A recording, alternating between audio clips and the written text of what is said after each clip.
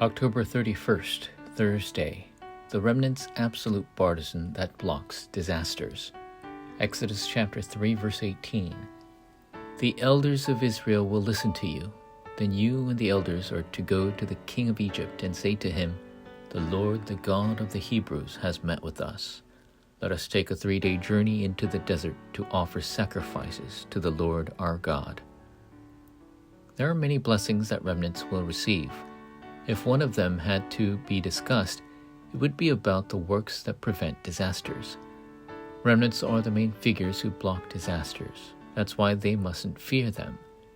Through the remnant Moses, who held on to the blood covenant, God raised the works of Exodus and led the Israelites through the wilderness. Because remnants are the main figures who block disasters, they must never be deceived by problems that occur in their families. Number 1, Exodus 2, verse 1 through 10. Moses was born into a family from the tribe of Levi, which was responsible for worship.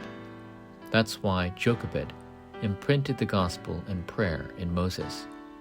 Imprints regarding the gospel and prayer usually begin in the family. Remnants are from the tribe of Levi, so just like Moses, if remnants are solely imprinted with the gospel and prayer, that'll be the end. Number 3, Exodus 3, verse 1 through 20. It'll be different when remnants go out into the world. When Moses was 80 years old, God appeared to him on Mount Horeb.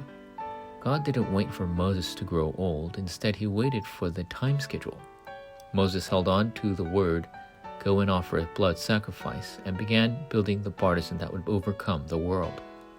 Number 3, Exodus 5 to Exodus 12, verse 46. From that point on, the 10 miracles occurred. Those were disasters for the forces of darkness, but they were blessings for those who possess the covenant. All disasters on paths of remnants will become blessings.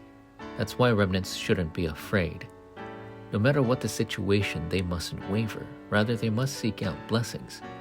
When young adults go out into the world, there will be times when they feel at a loss. They mustn't feel anxious. Instead, they just need to hold on to the accurate covenant. In doing so, in places where there seem to be difficulties, paths will exist. Moreover, those difficulties will become paths of complete blessings.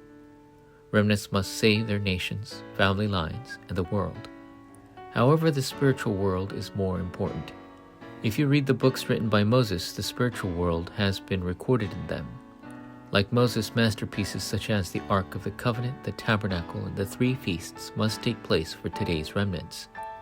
The people whom remnants meet on their paths will have many spiritual problems and will almost certainly be mired in disasters. However, paths exist there. As a result, the paths that remnants take are paths that block disasters. Covenantal prayer. Dear God, thank you for placing your works that'll block disasters on the paths of remnants. Please open their spiritual eyes that'll never waver. In Jesus Christ's name I pray.